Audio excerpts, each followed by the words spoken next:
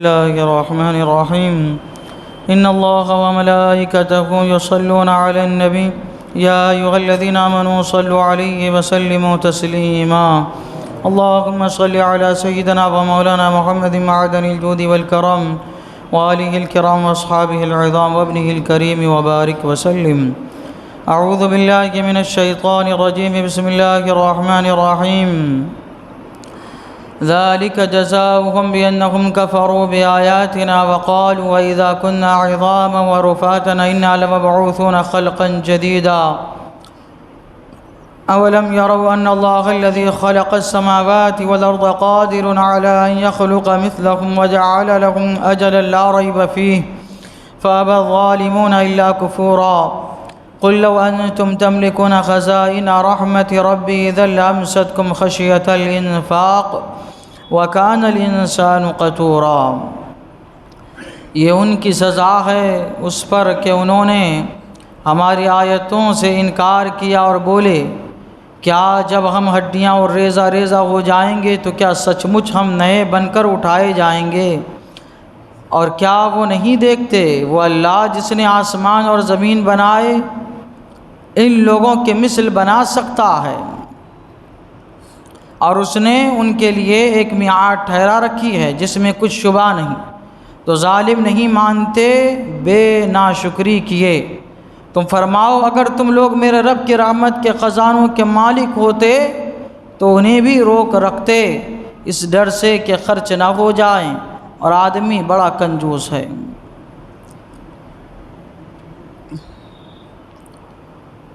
کفار و مشرکین نے اللہ تبارک و تعالیٰ کی وحدانیت کا انکار کیا اور اللہ کے رسول صلی اللہ تعالیٰ علیہ وسلم پر ایمان نہ لایا.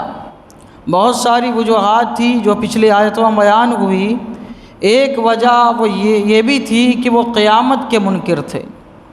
قرآن کریم آپ پڑھیں گے تو بار بار اللہ کی وحدانیت کے ساتھ قیامت پر ایمان لانے کا بھی ذکر ہے، کیونکہ یہ کفار و مشرکین اللہ کو تو مان لیتے تھے کہ ہم ٹھیک ہے اللہ کو مانتے، اللہ ایک نظام کائنات چلا رہا ہے، لیکن بعث بعد الموت کا وہ انکار کرتے تھے کہ مرنے کے بعد دوبارہ کیسا زندہ اٹھیں گے. ایک آدمی گل گیا، سڑ گیا، ریزہ ریزہ ہو گیا، ختم ہو گیا تو پھر کیسے وہ دوبارہ زندہ ہوگا؟ یہ ان کو سمجھ میں نہیں آتا تھا. یہی تو ایمان ہے، جو چیز سمجھ میں نہ آئے اسی کو ماننا، اللہ کے حکم کو ماننا، اللہ کے رسول کو ماننا، یہی تو ایمان ہے. اسی کو ایمان بالغیب کہتے ہیں. اللہ تبارک و تعالیٰ نے ان کے شبے، اعتراض اور ان کے دل میں اٹھنے والے سوال کا اتنے بہترین انداز میں جواب عنایت فرمایا کہ سب لاجواب ہو گئے. اللہ تبارک و تعالیٰ فرماتا ہے ذالک جزاؤہم بأنہم کفروا بآیاتنا.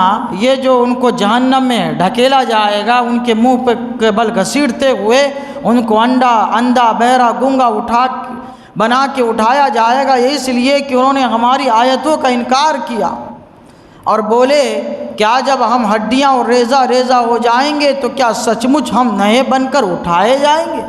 پھر ہماری شکل و صورت ویسی دنیا والی ہوگی، پھر دوبارہ ہم اٹھیں گے. اللہ تعالیٰ فرماتا ہے اس کو سمجھنا بہت آسان ہے. کیسے آسان ہے؟ اللہ تعالیٰ فرماتا ہے کیا وہ نہیں دیکھتے کہ وہ اللہ جس نے آسمان اور زمین بنائے ان لوگوں کے مثل بنا سکتا ہے؟ انسان کی تخلیق زیادہ مشکل ہے کہ آسمان کی تخلیق زیادہ مشکل ہے؟ انسان کو بنانا زیادہ مشکل ہے کہ زمین کو بنانا زیادہ مشکل ہے؟ اچھا، ایک نئی چیز کو بنانا زیادہ مشکل ہے کہ بنی ہوئی چیز کو ریپیئر کرنا یہ زیادہ مشکل ہے؟ اللہ تبارک و تعالیٰ فرماتا ہے کہ جب تم کچھ نہیں تھے تو اس نے محض ایک نطفے سے تم کو پیدا فرمایا. کچھ نہیں تھے تو ایک نطفے سے، پانی کی بوند سے تم کو پیدا فرمایا. ابھی تم کچھ ہو، اسی پر تم کو دوبارہ زندہ کرنا ہے تو یہ اس کے لیے کیا مشکل ہو سکتا ہے؟ یہ اس کے لیے کیا مشکل ہو سکتا ہے؟ اللہ تبارک و تعالیٰ فرماتا ہے کہ میں نے تم کو اس وقت پیدا کیا جب کچھ نہیں تھے، ابھی تو کچھ ہو تو یہ کیا زیادہ مشکل ہے؟ اور تمہاری کیا حیثیت، تم کیا بات کر رہے ہو کہ اللہ انسان کو دوبارہ اٹھانے پر قادر ہے؟ نہیں، تم اسی کے بارے میں گفتگو کر رہے ہو۔ ہمیشہ اپنی نظر کے سامنے آسمان دیکھتے ہو، یہ زمین پہ تم چلتے ہو، اس کی کوئی انتہا ہے؟ آسمان کی کوئی انتہا ہے؟ کیا تم نے آسمان کو ناپا، زمین کو ناپا؟ یہ کتنا ہے؟ اللہ تعالیٰ نے اتنی بڑی چیزوں کو پیدا کیا ہے، یہ انسان کس حیثیت کا ہے؟ یہ بڑی بڑی چیزیں اللہ نے پیدا کی ہے، تو انسان کس حیثیت کا حامل ہے؟ کن فیکون کی دیر، اللہ تبارک و تعالیٰ کے کن فرمانے کی دیر ہے۔ اذا قضا امرا فانما یقول له کن فیکون، اللہ تعالیٰ جب کسی کام کا ارادہ فرماتا ہے تو فرماتا کن، یعنی ہو جا، فیکون، تو وہ چیز کیا ہے؟ ہو جاتی ہے۔ اللہ تبارک و تعالیٰ کے لیے کوئی مشکل نہیں ہے، صرف زمین و آسمان میں تم غور و فکر کرو۔ اللہ تعالیٰ فرماتا ہے اور اس نے ان کے لیے ایک میعاد ٹھہرا رکھی ہے جس میں کوئی شبہ نہیں۔ یہ اعتراض کرتے رہیں گے، ایمان نہیں لائیں گے، لیکن ایک وقت آئے گا، ماننا پڑے گا، موت کا وقت یا قیامت کا وقت۔ تم تو ظالم نہیں مانتے بے ناشکری کی، یہ لوگ کیا ہے؟ اللہ کے ناشکری کیے بغیر نہیں مانیں گے۔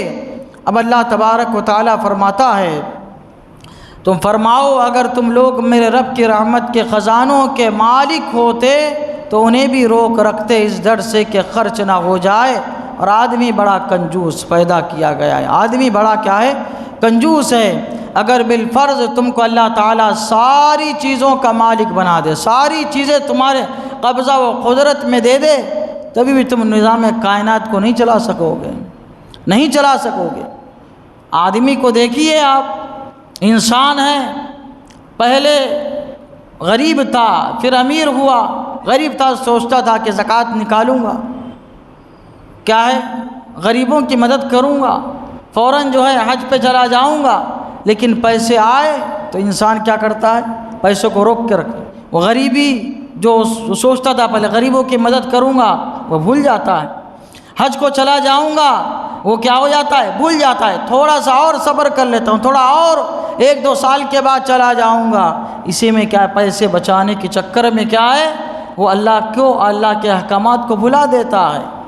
جب اللہ تعالیٰ مال و دولت سے نوازتا ہے تو حج کرنے کے بجائے بلڈنگ بناتا ہے، حج کا فریضہ ادا کرنے کے بجائے شادیاں کرتا ہے عالی شان، حج کا فریضہ ادا کرنے کے بجائے ادھر ادھر سیر کرتا ہے، اپنے روپیے یوں ہی گواتا ہے، لیکن اللہ کے احکامات پر عمل نہیں کرتا، زکوٰۃ صحیح معنوں میں نہیں دیتا، غریبوں کی مدد صحیح معنوں میں نہیں کرتا۔ تو اللہ تبارک و تعالیٰ فرماتا ہے کہ تم کو اگر مالک بنا بھی دیا جائے، تم نظام کائنات کو نہیں چلا سکتے، خرچ کرنے کے ڈر سے، کہیں ہمارے پیسے خرچ نہ ہو جائے۔ انسان بڑا کنجوس ہے۔ اللہ تعالیٰ کی بارگاہ میں دعا ہے قرآن شریف سیکھنے سمجھنے اس کے مطابق ہم سب کو اپنی زندگی گزارنے کی توفیق عطا فرمائے۔ اشہد ان لا الہ الا اللہ واشہد ان محمدا عبدہ ورسولہ وصلی اللہ تعالی علی سیدنا محمد وعلی آلہ وصحبہ اجمعین برحمتک یا ارحم۔